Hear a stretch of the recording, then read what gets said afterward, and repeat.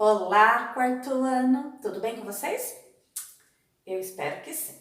Ai, tô tão contente. Ontem eu estive na escola e encontrei um amigo de vocês. Ele foi entregar a atividade dele e eu estava lá. A gente estava em reunião e foi muito gostoso. Eu espero encontrar mais vocês lá também. Ele levou para a escola o ábaco do Pedro Henrique. Olha como ficou bonito também. Então eu já tenho 3. Tô aguardando o seu, hein? Parabéns, Pedro. Vou deixar ele aqui na coleção. Agora a gente vai começar uma unidade nova em matemática, a unidade 3, iniciando então o nosso terceiro bimestre. E a gente vai falar um pouquinho sobre as formas geométricas planas, tá? Na página 36, copiem a pauta no caderno de vocês, tá?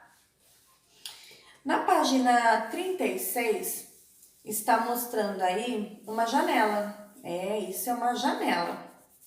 E aí vocês vão observar essa janela e vão escrever nos comentários para mim todas as formas geométricas que vocês conseguem ver nessa janela. Vamos ver quem consegue enxergar mais, tá bom?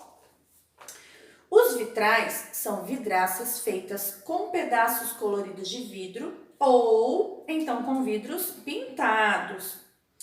A luz que atravessa essa janela com essa luminosidade, com essa cor, ela dá um efeito gostoso, um efeito muito bonito.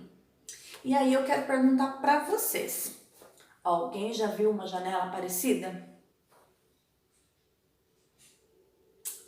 Está aqui a resposta. Muitas pessoas, muitas crianças, muitos de vocês podem já ter entrado em um lugar com essa janela, mas não ter observado ou ter visto, porque é uma coisa que chama muita atenção. Essas janelas, elas são usadas nas igrejas católicas. Nelas estão representadas histórias, né, que contam todo o processo de Gênesis, Apocalipse, o nascimento de Cristo e muitos santos retratados. Então, essa janela hoje, ela é muito vista nas igrejas católicas, em grandes catedrais, até em pequenas. Aqui em Jacareí, na igreja Bom Sucesso, a gente consegue ver passando de fora a janela com esses vitrais. Então, se você ainda não viu pessoalmente, quando estiver passando ali, sabe aquela igreja perto do Habib's, a azul, grandona? Na lateral dela dá para ver nas janelas, tá? Então, vamos lá para a página 37. Observe algumas figuras geométricas já estudadas. Então, essas vocês já conhecem. O terceiro ano já veio falando sobre forma geométrica com vocês. E aí, essas são chamadas de figuras planas. Por quê? Vamos lá. Que figuras a gente consegue enxergar aí? Todas de azul. Que figuras são essas de azul? Triângulo, retângulos, laranja, tem um quadrado, tem outro retângulo de rosa, não tem? São várias. Há triângulos, retângulos, quadrados, trapézios, losangos e outros quadriláteros. As formas que a gente tem, que não tem uma forma correta, por exemplo, o trapézio, a parte de cima é menor e a base dela é mais larga. Não é um trapézio. Tem aquele formato da bandeira do Brasil, a parte amarela dela, é um losango. Não tem uma forma parecida com ela. Então, ela é conhecida como quadrilátero, porque ela tem 4 lados, tá? Todas essas figuras são conhecidas por polígonos. Mas o que são polígonos? Vamos ler aqui no quadrinho verde? Polígonos são figuras planas fechadas, ou seja, é uma figura que tem começo e fim, formadas por linhas retas, não linhas curvas. Então, só por linhas retas, que não se cruzam. Então, não pode, nunca, jamais, ter uma linha passando em cima da outra. O ponto de encontro dessas linhas se chama vértice, tá? Então, as figuras que são polígonos são conhecidas porque elas são formadas por retas e o ponto de encontro delas é chamado de vértice. Ficou bem guardado aí na memória? Vamos para a página seguinte. A gente vai conhecer um pouquinho as figuras e os seus lados. Então vamos lá. Vou fazer aqui na lousa para ficar mais fácil entender. Claro que vocês vão ver o desenho aí, mas quando a gente faz fica até mais fácil, né? Olha lá, o triângulo, que é aquele que nós já estamos acostumados, que tem 3 lados e 3 pontos, ou seja, 3 vértices, tá? Vocês observaram que aqui ele tá diferente do que eu coloquei aqui, mas não deixa de ser um triângulo. Eles recebem nomes e a gente vai ver isso mais pra frente. Temos um quadrilátero. Esse é um qualquer porque ele não lembra nenhuma forma que a gente já conheça. No caso do trapézio, no caso do losango, o quadrilátero, então, nós temos um lado, outro lado, outro lado, outro lado. A vértice, a vértice, a vértice e a vértice. 4 lados e 4 vértices. Triângulo vem de 3 vezes. Aí nós temos, isso é só pra gente memorizar. O quadrilátero, porque vem de quadrado, 4. O pentágono vem de 5 lados. Então, ó, 1, 2, 3, 4, 5. Vértice, 2, 3, 4, 5. Quando aquele time ganha 5 vezes, 5 campeonatos, ele é pentacampeão. Quem gosta de futebol e é bem ligado nisso não vai se esquecer. Então, se é penta, é 5. Então, a gente vai lembrar que é um pentágono de 5 lados. O hexágono já é o time de futebol que ganhou 6 vezes. Ele é hexacampeão. Então, nós temos aí a figura de 6 lados. Vamos contar?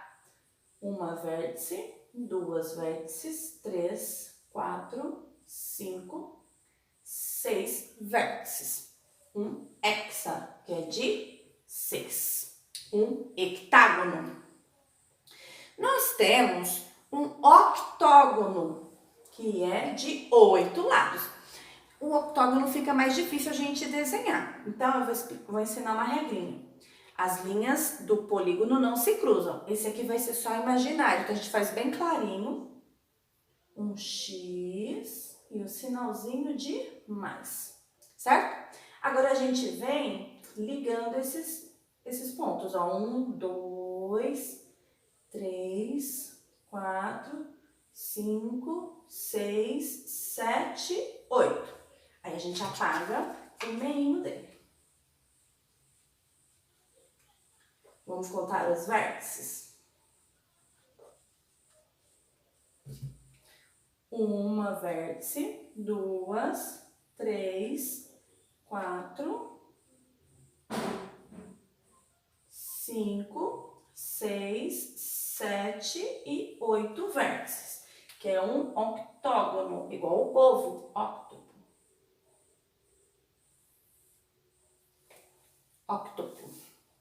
E, por fim, um decágono, porque ele tem 10 vértices. Vamos desenhar o decágono? 1, 2, 3, 4, 5, 6, 7, 8, 9, 10. 1, 2, 3, 4, 5, 6, 7, 8, 9, 10 vértices. O decágono ele não tem uma forma comum. Tanto que eu só fiz os traços para ligá-lo, desde que ele tenha 10 lados. É um decágono. Ok, quarto ano? Deu para entender? Se não deu, volta ao vídeo de novo para a gente poder memorizar isso daí. Ah, tem uma observação aqui, olha. O número de vértices de um polígono é igual ao número de lados. Então, tem que ter a mesma quantidade. 3 lados, 3 vértices. 4 lados, 4 vértices.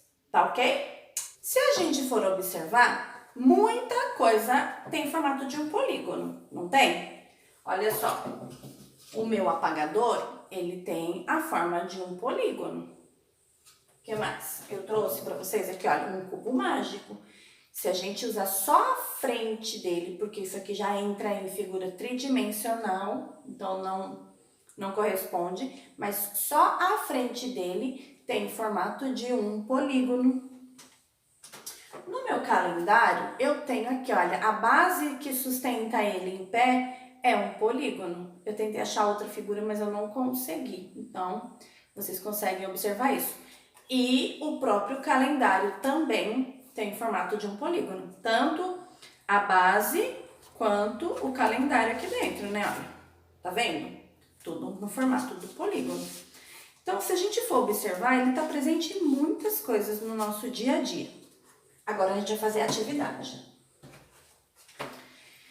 Na atividade número 1, pinte somente os quadriláteros, ou seja, as figuras que têm independente se formam um quadrado ou um quadrilátero qualquer.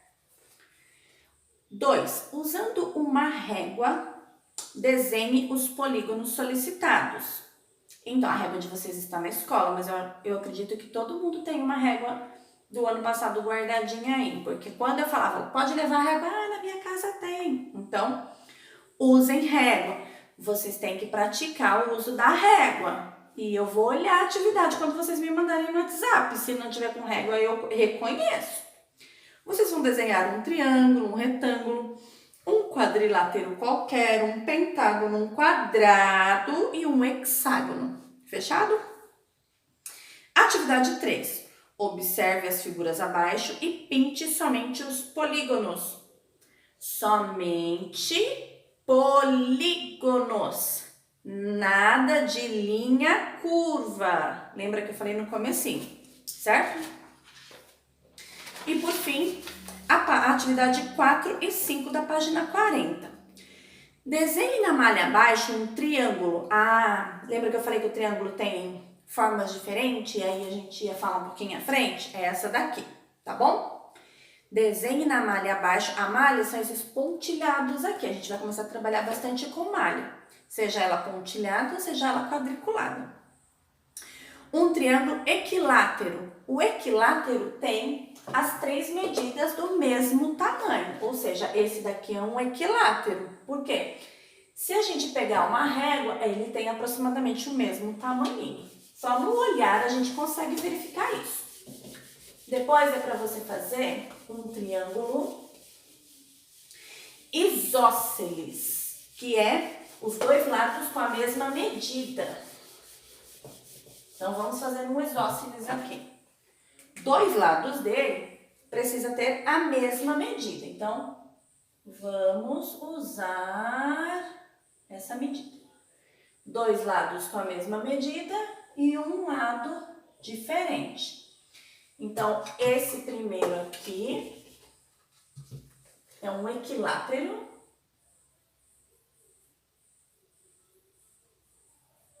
Equilátero. Oxítona, paroxítona, proparoxítona. Esse aqui, o isósceles. Isósceles. Isósceles. Oxítona, paroxítona, proparoxítona. E um triângulo escaleno. Esse aqui não mede nada igual. Vamos fazer ele maior? Esse aqui não tem nenhuma das 3 medidas iguais.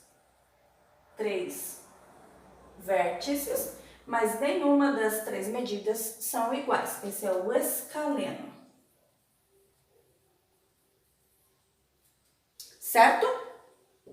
Então, vocês vão desenhar para mim nessa malha. Utilize bem o espaço, ele é grande, então vocês não precisam fazer pequenininho, façam grandão. 5. Usando a régua, antes de chegar na 5, escreva para mim qual dos seus triângulos é qual aí, tá bom? Fez o primeiro, escreve dentro dele, escreve do ladinho dele, para eu saber se você entendeu o que quer dizer equilátero, isósceles e escaleno. 5. Usando a régua, meça os lados do triângulo abaixo e indique se ele é equilátero, isósceles ou escaleno. Então, você vai utilizar a régua para medir os lados e descobrir se ele tem a mesma medida, se ele tem duas mesmas medidas ou se ele não tem nenhuma medida igual, e escrever para mim. Coloque a medida que você encontrar aí, tá? Agora, na aula de ciências, também conteúdo novo do nosso segundo bimestre. Página 22, conhecendo a crosta terrestre. Vamos lá? Abre seu livro aí. Pessoal, eu vou falando enquanto vocês vão abrindo o livro. Se você quiser dar uma parada no vídeo, fazer a primeira atividade de matemática que está mais fresquinha e depois continuar assistindo o vídeo e fazer atividade de ciências, fiquem à vontade, tá? A gente aprendeu no bimestre passado todas as camadas, né? A crosta, o manto e o núcleo. Então agora a gente vai conhecer os tipos de rochas que surgem por conta da mudança que acontece na Terra constantemente. Na página 22 tem duas crianças, curiosamente, cutucando a Terra, né? No livro de vocês tem. Então não vou ficar nem mostrando o meu muito tempo. Vocês olhem aí, observam. Eles observam vida. Tem aí diversos bichinhos, né? Minhoca, o que mais que tem aí? Respondam para mim nos comentários, vocês conseguem? Você já parou para observar o solo debaixo dos seus pés? Olha aí. Todo mundo deve estar em cima do piso, né? Assistindo o áudio. Já reparou em quanta vida há nele? Já se perguntou como ele se origina e do que ele é formado? Desde as rochas até a terra fofa que abriga os seres vivos, essa aqui, as rochas mais no fundo. Muita coisa acontece nos solos. Discuta essas questões, então a gente vai ficar pensando, né? O que acontece? A vegetação floresce, né? Se a gente cavar um buraco no chão de terra e colocar uma plantinha, uma semente, fechar e aguar sempre, cuidar daquilo, não deixar ninguém jogar cimento, vai nascer alguma coisa. Então, a todo momento, isso está sendo transformado. Já um lugar onde vai ser construída uma casa, construída uma loja, construído um prédio, tem que achatar essa terra, não pode ficar fofinha, senão tudo que constrói afunda. Então, o nosso solo está em constante mudança. Chove, molha, bate sol, seca. Então, tudo isso daí interfere no solo. E aí a gente vai conhecer então a origem das rochas. Vamos lá para a página 23? Para aprender. Não sei se eu falei na aula de matemática, mas coloquem a data no alto da página para a gente não se perder, tá bom? As rochas compõem a crosta terrestre. As montanhas, os vales, o fundo dos rios e dos mares, desde que nosso planeta foi formado. Lembra do marca-texto? Pega ele e marca esse parágrafo aí. Você conhece algo feito de rochas? Será que na sua casa tem alguma coisa que foi utilizado rocha para ser construído? Pensa aí. Será? Na minha casa tem? Tem, na de vocês também tem. Procure em todos os lugares, pois elas estão nas construções, no chão, nas obras de arte, etc. Observe alguns exemplos. Então, aqui no livro tem 3 exemplos. A primeira é usada para ser esculpidas em obras de arte. Então, essa estátua, ela é do Aleijadinho, um importante escultor brasileiro. Ela foi esculpida em rocha. A segunda é uma pia. Olha só, bancada da pia é feita de rocha. E, por fim, algumas rochas sendo utilizadas na construção. Quem já andou no carro aqui na cidade de Jacareí, em determinado lugar, sente o carro assim, ó, o tempo todo, não de vez em quando no asfalto, o tempo todo assim, balançando. Isso, essas pedras são chamadas paralelepípedo, iguais a essa daqui, ó, que aparece no livro. E elas são rochas. Tá vendo só como tem muito mais rocha perto da gente, no nosso dia a dia, a gente nem percebe? Essa pia tá mostrando a pia de uma cozinha, mas na pia do banheiro também tem, na área da churrasqueira também tem. Então, se a gente observar, tem muito dela na nossa casa. Na página 24, a gente vai entender um pouquinho como essas rochas são formadas e o nome que elas recebem. As rochas são constituídas de materiais conhecidos como minerais. A palavra minerais já está aí em negrito, porque é muito importante. A rocha da imagem ao lado é chamada de granito e é composta de 3 minerais diferentes. Então, para que o granito exista, é preciso do quartzo, da mica e do feldspato. Nomes difíceis, né? Mas é só a composição do solo que faz a rocha, esse granito. Aí vocês conseguem ver na figura, mostrando para vocês que o quartzo ele é incolor, é esse sem cor nenhuma. O feldspato ele tem a cor rosada e a mica é a manchinha preta. Essa rocha, ela é uma rocha magmática. Vocês vão entender aqui embaixo o que quer dizer isso. Cada rocha possui diferentes origens e composições de minerais. Isso possibilita categorizá-las por cor, brilho, textura e resistência. Então, dependendo da composição dela, a gente consegue identificar e classificá-la, que tipo de rocha é. De acordo com a sua origem, as rochas podem ser classificadas de 3 tipos. Então, nós temos 3 tipos de rocha. A magmática, a primeira, a sedimentar, segunda, e a metamórfica, terceira. A metamórfica é uma palavra bem conhecida, né? Metamorfose, que é transformação, e a gente vai entender. As rochas magmáticas se originam diretamente do magma. Lembra do magma? Aquela lava que sai de dentro do núcleo, e ela está sendo mostrada aqui para vocês, pastosa e quentíssima. Então, a rocha magmática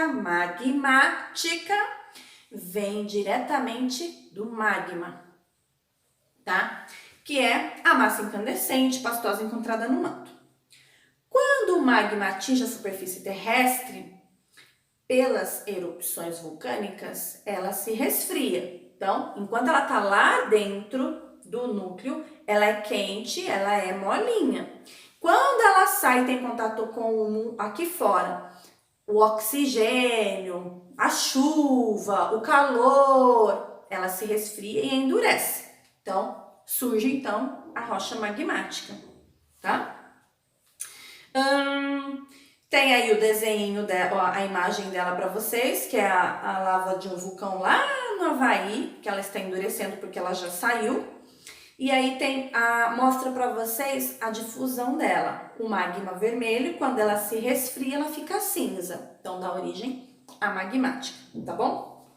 Virando aí, nós temos, na superfície do planeta, as rochas estão sujeitas às chuvas. Lembra que eu falei da magmática? Saiu, toma chuva, toma sol. Às tempestades, ao vento, ao calor, ao frio e etc. Dessa maneira, elas vão se desgastando. Então, aquela rocha, aquele magma está endurecendo. Quando chove, quando bate sol, ela vai sofrendo um desgaste. Essa rocha vai ser sedimentada.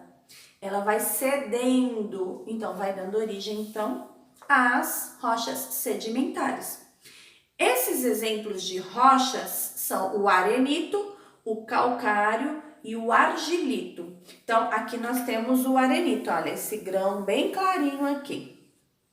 Ele é da rocha sedimentar e a representação da forma da rocha sedimentar B. Então, aqui, ó, nós temos a A e aqui a transformação dela. Vocês conseguem ver aí no livro de vocês? Eu vou virar o meu pra gente poder ver juntos, tá? Saiu, se resfriou, aquela do núcleo, do manto, saiu, se resfriou. Tá tomando chuva, tá vendo? Ela tava cinza e ela então vai se desgastando. Com esse desgaste, ela vai tendo a formação da rocha sedimentar, tá? E por fim, nós temos as metamórficas. E por fim, quando acontece essa transformação entre a sedimentar e a rocha magmática, surge então a terceira rocha, a metamórfica. Ao ficarem soterradas, ou seja, a gente pisa onde sofre muita pressão no interior da Terra, essas rochas ficam sujeitas a altas temperaturas e grande pressão. Isso faz com que os seus cristais se modifiquem, originando então as rochas metamórficas. E o exemplo das rochas metamórficas são a ardósia e o mármore. Então, na figura A, a gente tem aí a ardósia e a transformação dela. Como foi feita a magmática, depois de resfriar, ficou cinza, muda para sedimentar e, por fim, com toda a pressão, as mudanças de cristais e etc., transforma-se em rocha metamórfica. É um pouquinho confuso isso, mas com o tempo a gente vai entendendo um pouquinho a formação delas e ir reconhecendo, até porque a mais conhecida aí é o granito, né, que é utilizado na construção de móveis, como mesa e pia, que a gente vê mais em casa. E aquela que eu falei para vocês no comecinho, sobre o paralelepípedo.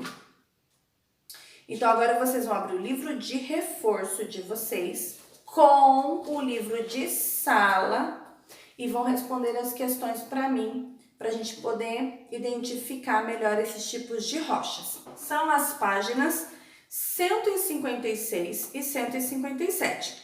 Não são atividades difíceis, são atividades com análise no texto. Então, vocês vão reler esse texto. Eu li com vocês, fazendo uma breve explicação, tentando melhorar aí para o entendimento, e vocês vão responder para mim as duas páginas. Na primeira atividade, são verdadeiro ou falso. Porém, no final, vocês vão ter que escrever para mim a alternativa que está falsa, tornando-a verdadeira. Então, vocês vão lá no livro de sala, nada de pesquisar na internet, para poder encontrar a palavra que vai deixá-la verdadeira. Depois, vocês vão usar os códigos e identificar as pedras, os tipos de rochas que tem aí. Vão ver o desenho na atividade 3, com o processo de transformação, para saber que tipo de rocha ele está formando. E na última atividade, vocês vão observar aqui o calçadão, que muitos de vocês também já conhecem. Quando a gente vai à praia, né, a gente vê esse tipo de pedras no chão. São tipos de rochas, ou calçamento de calçadas. E vocês vão responder para mim as questões, tá? Na próxima aula de ciências a gente volta a falar mais sobre isso, tá bom? Qualquer dúvida, a gente tira no WhatsApp. Até a próxima aula.